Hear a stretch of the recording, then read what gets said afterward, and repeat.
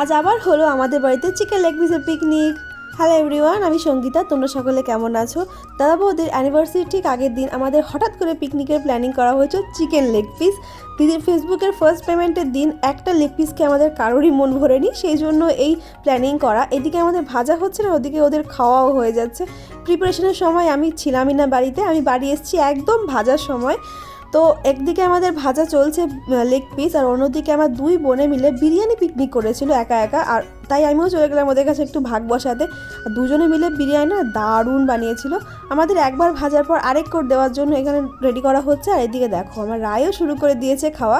এদিকে আমাদের chicken leg piece একদম রেডি, আর সবাই মিলে বসে গেছিলাম খেতে। চিকেন লেগ পিসটা না দারুণ লাগছিল খেতে, আর এই কনকনে ঠান্ডায় গ্রিন চাটনি দিয়ে চিকেন লেগ পিস, আহা কি ভালো যে লাগছিল। একমাত্র যারা খায় তারাই বোঝে। তো তোমাদের কার কার চিকেন লেগ পিস পছন্দ অবশ্যই আমাকে কমেন্ট করে জানিও। ভিডিওটা ভালো লাগলে একটা লাইক করে সাবস্ক্রাইব করে দিও। আর আজকের জন্য এটুকুই, দেখা হচ্ছে নেক্সট ভিডিওতে। তো টাটা।